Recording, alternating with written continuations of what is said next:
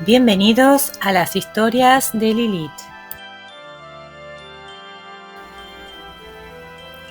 ¿Cómo están, amigos? Muy bienvenidos una vez más a la parte número 7, esta vez del misterio del cuarto amarillo. Han sucedido diferentes situaciones, pero todavía sentimos que estamos lejos de la verdad. Sinceramente, yo siento que no se ha adelantado en nada. Igual que todos, igual que el juez de instrucción, igual que el narrador de nuestra historia. El único que parece tener la respuesta es Rouletabille, y quién sabe todavía qué estará haciendo el investigador Frederick Larsan. Vamos a averiguarlo, ¿les parece?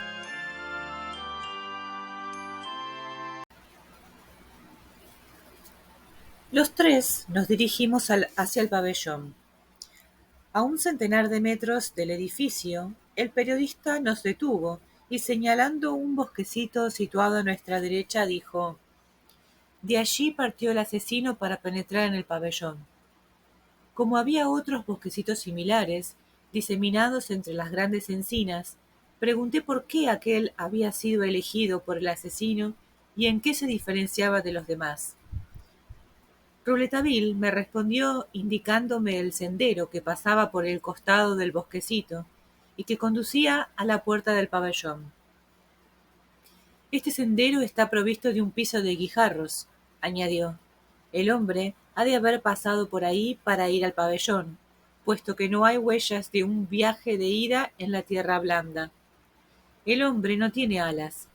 Ha caminado, pero caminó sobre los guijarros que rodaron bajo su calzado sin conservar el rastro de su paso. Esos guijarros, en efecto, rodaron por impulso de otros muchos pasos, ya que ese sendero es el más directo entre el pabellón y el castillo. En cuanto al bosquecito, formado por arbustos que no mueren durante la estación fría, laureles y lentiscos, ha proporcionado al asesino un refugio bastante amplio mientras llegaba el momento de dirigirse al pabellón.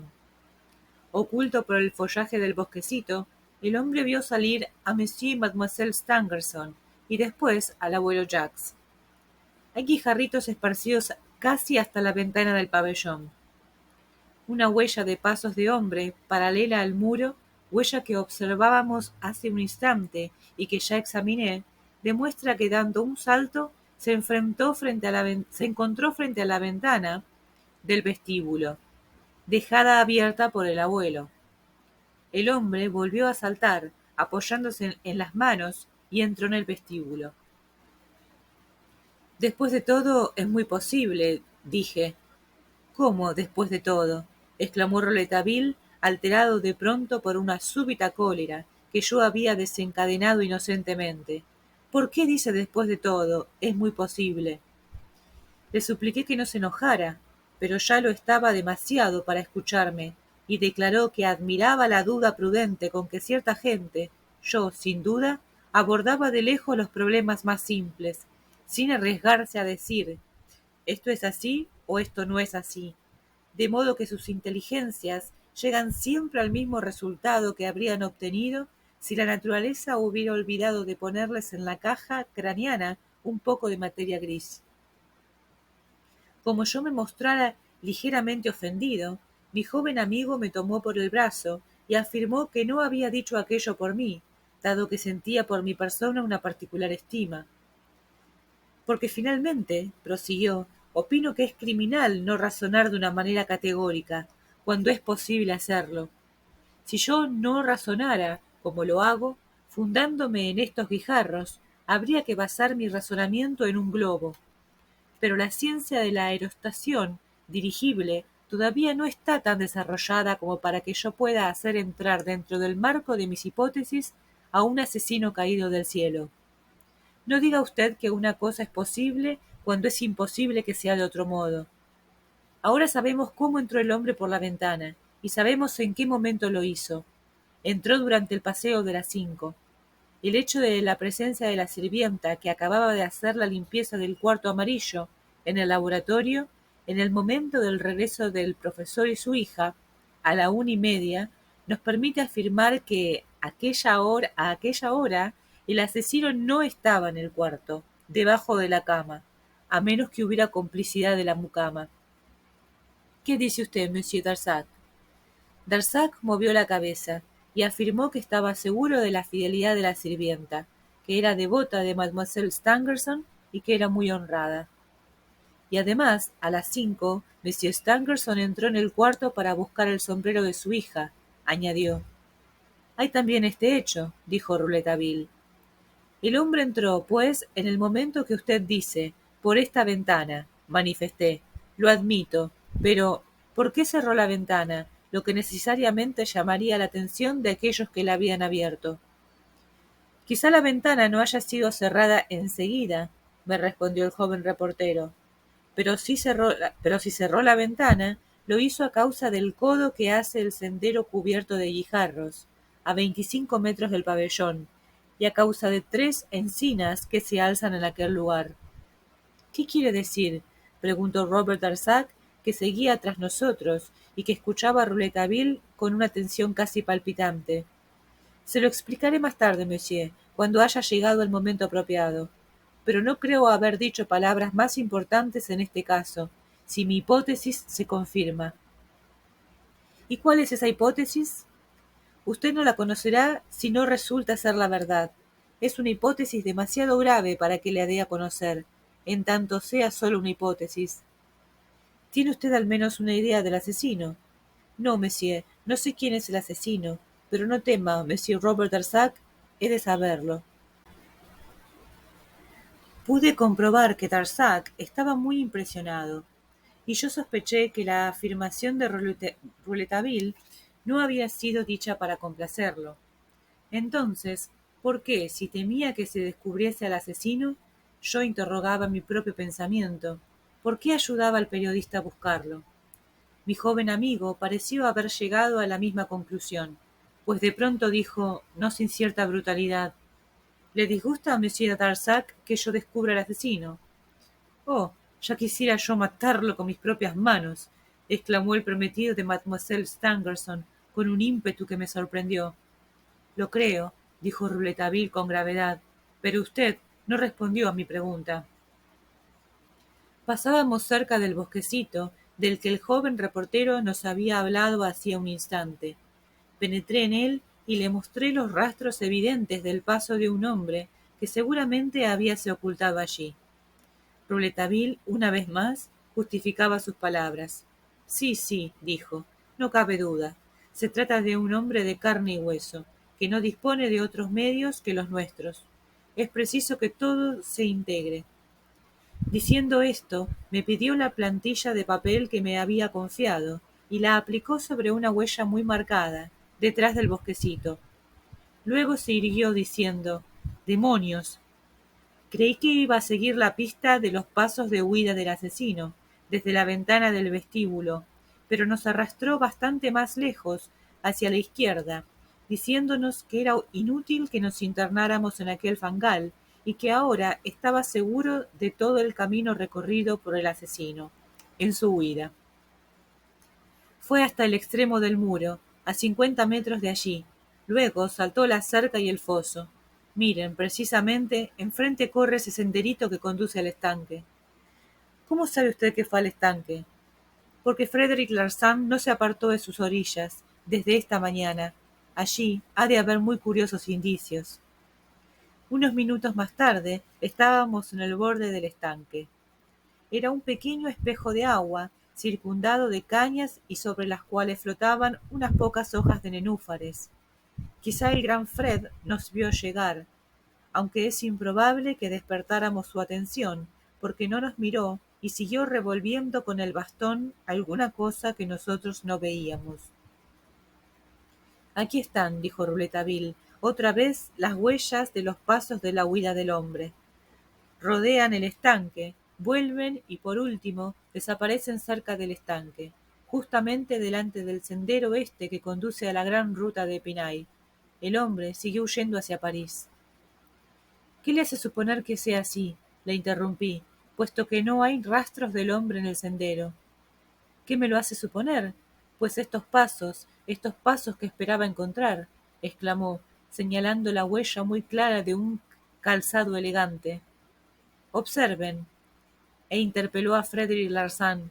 Monsieur Fred, gritó, esos pasos elegantes en el camino están aquí desde el descubrimiento del crimen. Sí, joven, sí, fueron cuidadosamente copiados, respondió Larsan sin levantar la cabeza. Como ha de ver, hay los pasos que vienen y los pasos que van. Y el hombre tenía una bicicleta, exclamó el periodista. Aquí, después de observar los rastros de la bicicleta, que seguían de ida y de vuelta los pasos elegantes, me pareció injustificado intervenir. La bicicleta explica la desaparición de los pasos toscos del asesino, dije. El asesino de estos pasos subió en bicicleta. Su cómplice, el hombre de los pasos elegantes, acudió a esperarlo al borde del estanque, con la bicicleta. ¿Cabe suponer que el asesino actuaba por indicación del hombre de los pasos elegantes? No, no, replicó Rouletabille con una extraña sonrisa. Esperaba estos pasos desde el principio de la investigación. Los tengo y no los abandono más. Son los pasos del asesino. Y los otros pasos, los toscos, ¿qué hace usted de ellos? Son también los pasos del asesino. Entonces son dos. No, no es sino uno. No hubo cómplices. Muy bien, bien, gritó Larsan desde su sitio. Miren, prosiguió el joven reportero, mostrándonos la tierra removida por los tacos toscos. El hombre se sentó aquí, sacóse los zapatones que se puso para engañar a la justicia, y luego, llevándoselos consigo, sin duda, marchóse con su propio calzado, muy tranquilamente, dirigiéndose al paso hasta la ruta, llevando la bicicleta con la mano. No podía arriesgarse, en este mal sendero, a andar en bicicleta. Por otro lado, lo que prueba esto es la marca más leve y oscilante de la rueda en el sendero, a pesar de lo blando del suelo. Si un hombre hubiese ido en bicicleta, las ruedas se habrían hundido más profundamente en el suelo. No, no había más que un solo hombre, el asesino, y a pie. ¡Bravo, bravo! Volvió a exclamar, y de pronto se aproximó a nosotros, plantóse delante de Darzac y le dijo: si tuviésemos una bicicleta, podríamos demostrar la exactitud del razonamiento de este joven, Monsieur Darzac. ¿No sabe usted si hay alguna en el castillo?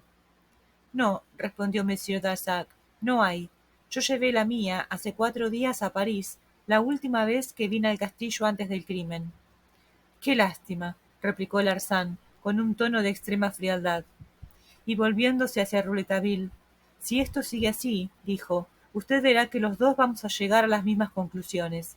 ¿Tiene usted una idea sobre la forma en que el asesino salió del cuarto amarillo? Sí, dijo mi amigo, tengo una idea. Yo también, dijo Fred, y ha de ser la misma. No hay dos maneras de razonar en esta investigación. Aguardo, para explicarla ante el juez, la llegada de mi jefe. Ah, el jefe de la Sûreté va a venir. Sí, a mediodía, para la confrontación en el laboratorio, ante el juez de instrucción, de todos los que han desempeñado o podido desempeñar un papel en el caso. Será muy interesante. Lástima que usted no pueda asistir. Asistiré, afirmó Rouletabille. Verdaderamente es usted extraordinario, para su edad, replicó el detective con un tono no desprovisto de ironía. Haría usted un maravilloso pesquisa, si tuviese algo más de método, si obedeciera menos a los instintos y a las prominencias de su frente. Es algo que ya observé antes, monsieur Rouletabille. Usted razona demasiado. No se deja guiar bastante por la observación. ¿Qué dice del pañuelo lleno de sangre y de la mano roja sobre la pared? Usted ha visto la mano roja. Yo no vi más que el pañuelo. ¿Qué opina? Bah, dijo Rouletabille, bastante molesto. El asesino fue herido en la mano por el revólver de Mademoiselle Stangerson. Ah, observación brutal e instintiva. Cuidado, usted es demasiado lógico, monsieur Rouletabille. La lógica va a jugarle una mala pasada si la maneja así. Hay muchas circunstancias en que es preciso tratarla gentilmente, con dulzura, buscándola de lejos. Usted está justificado, monsieur, cuando habla del revólver de Mademoiselle Stangerson. No cabe duda que la víctima disparó.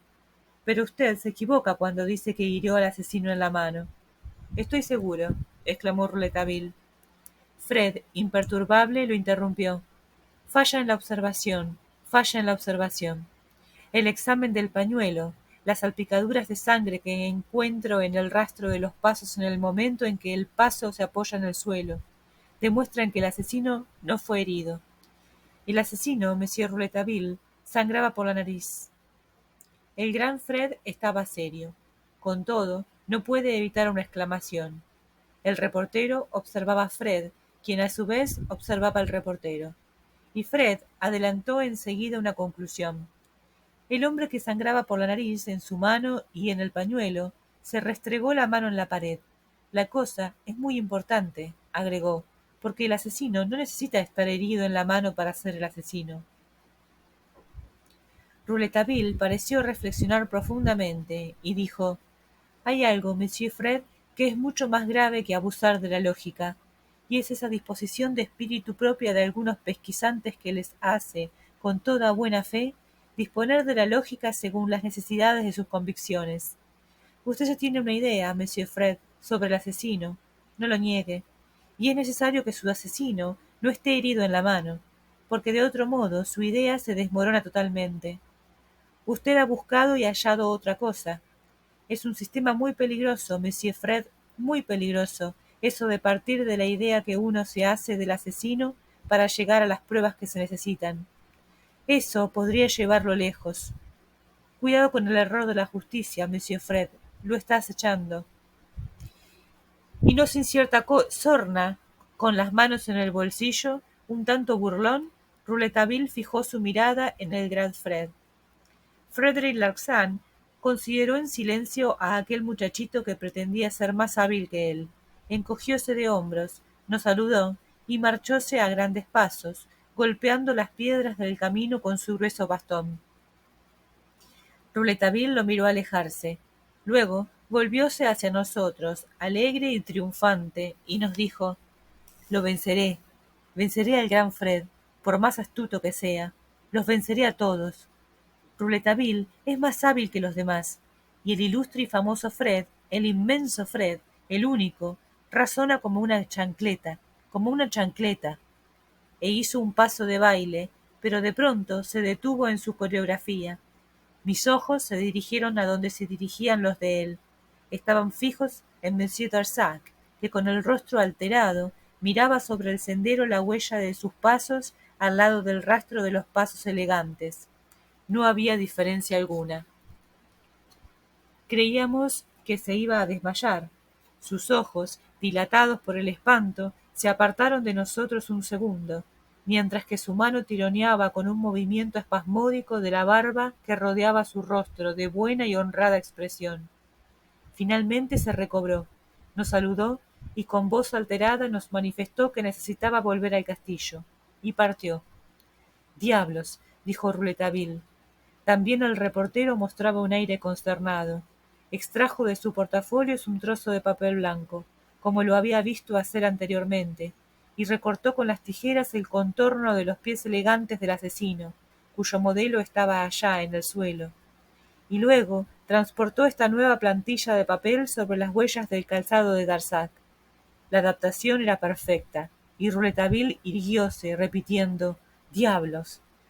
No me atreví a pronunciar palabra alguna, mientras que imaginaba qué cosas pasaban en aquel momento por las prominencias frontales de Rouletabille.